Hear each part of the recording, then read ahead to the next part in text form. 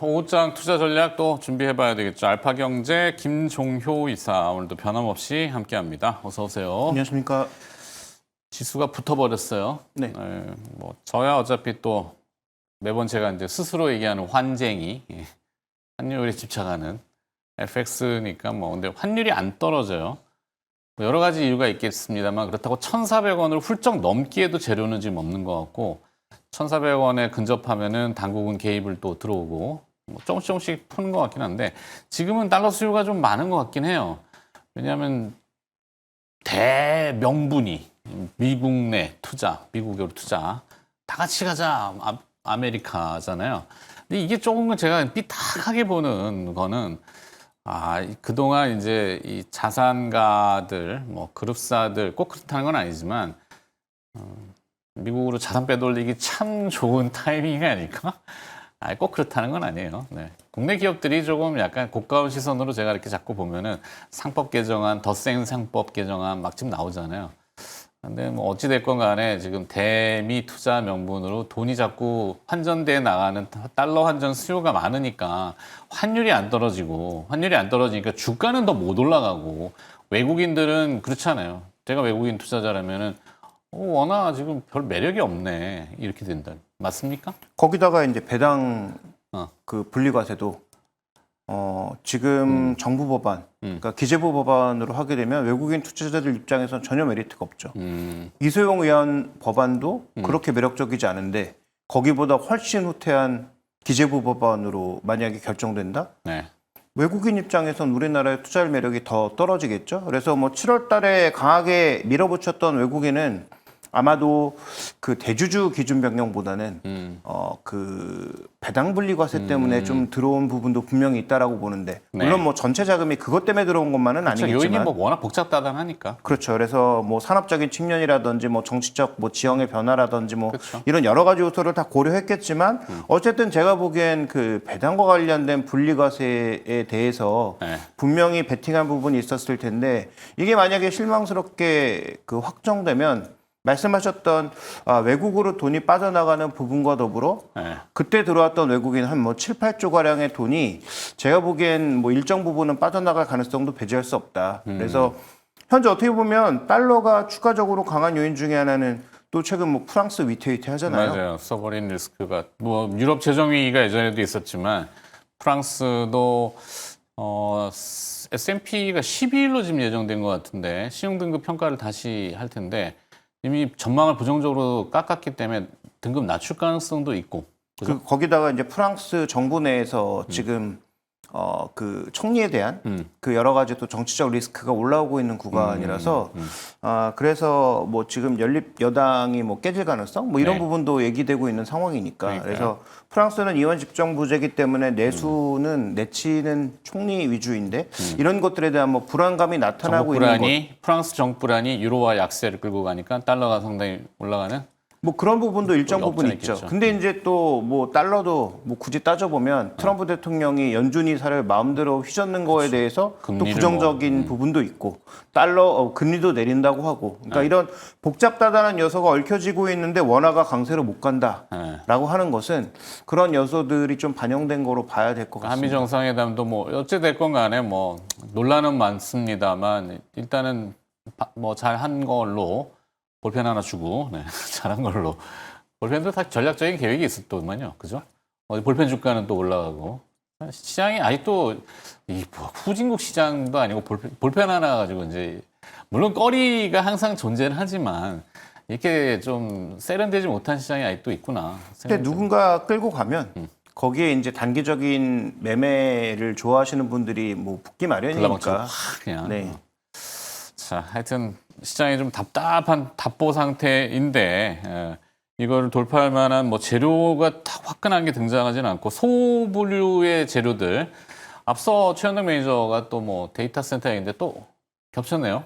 네, 근데 오늘 얘기는 조금 다른 부분인데 그 뭐 데이터 센터 관련돼서 뭐 ESS라든지 그다음에 반도체 이런 거 너무 많이 얘기됐잖아요. 네. 그러니까 뭐 그걸 저도 얘기하기는 싫고. 어, 근데 데이터 센터를 짓는 데 있어서 우리나라 부품이 들어갈 수 있거나 중국을 밀어내면서 수혜를 받을 수 있는 게 또 뭐가 있을까를 고민해 비교 보면 우위에 있는 산업?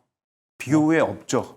그런데 중국을 밀어내면서 어쩔 수 없이 선택될 수밖에 없는 부분이 있다는 대안으로서? 거죠. 네. 그러니까 대안이 없으니까 중국을 밀어냈을 경우에 지금 여러 나라들이 제조업들을 다 스스로 망가뜨려 놨죠. 중국이 알아서 디플레를 수출해 주는데 뭐하러 만듭니까? 그런데 이제 미국이 중국이랑 선 긋고 중국 거 안 써라고 외치는 순간 모든 나라는 한꺼번에 멘붕이 오는 거고 네. 그럼 무언가 대안을 찾아야 될 텐데 그런 대안을 뭐 쉽게 찾을 수 있나? 그런 구간에서 오히려 이런 것 때문에 크게 망가졌던 종목군들을 좀 봐야 되는 타이밍이 아닌가라고 봐서 뭐 최근에 저는 좀 남들이 안 보는 업종이나 종목군들을 좀 많이 가져오는 편인데. 굉장히 좋아요. 화학도 우리가 뭐 많이들 다뤄줬고. 네, 그러니까 이게 뭐 같은 조선 업종 내에서도 맨날 필리조선소를 뭐 대중들을 다 끌고 가서 했지만 우리가 그때 삼성중공업을 또 얘기했고 삼성중공업 주가가 그래도 나름 잘 또 그러니까 삼성중공업은 이번에 추가가 된 거잖아요. 원래 미국과는 아무것도 없을 거야. 뭐 기껏 해봐야 뭐 LNG선 뭐 이런 거 나오지 않겠어라고 했는데 이번에 뭐 새로운 계약을 맺었기 때문에 어저께 다 내릴 때도 버틴 거고. 그렇죠. 오늘 뭐 또 추가적인 강세가 나타나고 있고. 어제 또 수소 얘기를 해줬잖아요. 그러니까 수소도 한일 정상회담 할 때 오늘 터진 거는 결국은 조선업 때문에 터진 거긴 그쵸, 뭐 한데. 잠수함 네, 얘기 그쵸. 있죠, 뭐. 하이브리드 그 엔진 때문에 터진 거긴 한데. 근데 일본이랑 또 뭐 수소 협력한다는 것도 뭐 큰 틀에서 보면 나쁘지 않은 그림이기도 하고. 그렇죠. 뭐. 그래서 이야기의 창의성이 뭐 계속 나오는 거니까. 네, 하여튼 남들이라는 게 좀 그렇지만 시장이 대중들이 눈이 한쪽으로 쏠려 있을 때 조금 다른 쪽을 보는 취지 굉장히 좋습니다 저는. 근데 그 뭐 거래도 없고 그다음에 뭐 주가도 올라갈지 안 올라갈지 좀 애매모호하지만 그러니까 지금 큰 전제 결국 미국의 공장 짓거나 미국이 중국을 밀어냈을 때 우리가 수혜를 받을 수 있는 업종들을 굳이 찾아보자면 통신 장비 쪽도 좀 봐야 되지 않느냐. 장비. 그러니까 두 가지 관점에서 데이터 센터와는 왜 연결이 되냐면 그렇죠. 지금 데이터 센터의 속도를 올리자 이 얘기 계속하고 있잖아요. 그러니까 HBM도 나온 거고 뭐 칩도 계속 뭐 개선된 칩이 들어가는 건데 거기 또 하나의 중요한 부분은 서버와 서버 간 통신은 뭘로 할 거냐라는 거죠. 그렇죠. 근데 이게 결국은 광통신일 수밖에 없거든요. 그러니까 최근 들어서 보시면 이거 시총이 너무 낮은 종목이고 주가도 너무 동전주라 얘기하기도 조금 두렵지만 대한광통신 같은 거 최근에 외국인들이 계속 뭔가 매매하기도 하고 근데 네. 그게 진짜 외국인인지도 모르지만 그렇죠. 그러면서 뉴스가 나온 건 그런 광섬유 수출과 관련된 뉴스들이 흘러나오고 있습니다. 그러면 그 부분은 왜 나오고 있는 거냐? 결국은 서버 간 통신에 그런 광통신 모듈이나 광통신, 광섬유들이 쓰일 수밖에 없다라는 거죠. 근데 그 부분도 중국을 밀어냈을 때 미국은 대안이 있나? 별로 없어 보인다는 거죠. 그러니까 이제 이런 종목군들이 일부 최근에 외국계 창구의 매수와 함께 움직이고 있다라고 봐야 되는 거고 그 다음에 이제 2020년, 21년, 22년에 미국이 5G망에 투자하면서 그때 실적을 발생시켜서 주가가 급등했던 몇몇 종목군들이 있죠. 대표적으로 뭐 KMW를 포함해서 그때 뭐 HFR 뭐 여러 종목군들이 있었는데 그런데 그렇게 가다가 미국이 투자를 잠깐 하다 말았고 우리나라에도 5G망 투자를 하다가 말았고 그러다 보니까 그 종목군들이 전부 다 망가진 거잖아요. 근데 최근에 KMW하고 그나마 RFHC가 올라가고 있는 건 뭐 방산 이슈도 있고 상대적으로 실적이 올라간다고 해서 먼저 움직인 종목군들이 있는데 그럼 그중에서 이제 두 종목을 한번 살펴보자고요. 대표적인 광모듈 기업 오이솔루션. 여기도 이제 미국에서 매출이 나오고 뭐 기대가 높았을 때 엄청나게 막 주가가 올라가다가 실적이 계속 적자나니까 지금은 뭐 바닥을 기고 있는 상황이거든요. 네. 근데 말씀드렸던 것처럼 이렇게 AI 데이터 센터를 빨리 만들고 더 많이 만들면 그 안에 들어가는 광 모듈은 늘어날 수밖에 없고 그러면 우리가 그동안 미국에 들어간다는 기대감에 떴던 주가가 미국에 못 들어가서 뭐 하염없이 떨어진 건데 네. 여기에서 이제 경쟁자들이 별로 없다라고 치면 이런 기업들도 서서히 이제 실적에 반전 요소가 있지 않을까를 기대해 볼 수가 있는 거죠. 그래서 여전히 미국의 투자가 언제 시작되는지 실제로 뭐 납품은 되는 것인지에 대한 확인은 필요하지만 그런 아이디어 차원에서는 한번 우리가 살펴볼 필요가 있는 거고 또 주가가 안 움직였던 종목 중에서 HFR도 마찬가지입니다. HFR. 네, 이것도 2022년도에 뭐 미국 간다, 뭐 미국의 매출이 났다, 그때 AT&T랑 투자 같이 하면서 그때 한번 실적이 빵 떴다가 네. 그 다음 해부터 실적이 이제 뭐 반토막 줄줄 흘러 내린 거죠. 근데 AT&T도 결국은 5G망에 대한 업그레이드를 추가 투자할 것으로 보이고 주파수 투자 경매도 하니까 네. 그래서 그런 부분도 있어 보이고 말씀드렸던 대로 이런 유무선망 투자는 결국 한꺼번에 같이 갈 수밖에 없는 상황이다 보니까 그러면 이와 관련된 그 흐름들을 살펴봤을 때 이런 종목군들이 뭐 당장 올라간다는 거 아닙니다. 그래서 네. 관련된 매출이 만약에 발생을 시작하면 그러면 이와 관련돼서는 우리가 분명히 조금 지켜봐야 될 요소들이 있지 않느냐. 그래서 기본적으로 미국의 통신사들의 주파수 경매, 그다음에 추가적인 망 업그레이드, 그다음에 AI 데이터 센터의 추가적인 폭증 이런 것들을 생각해 봤을 때 국내 기업들이 중국을 좀 밀어내면서 들어갈 수 있는 부분들을 같이 좀 살펴봐야 되지 않을까.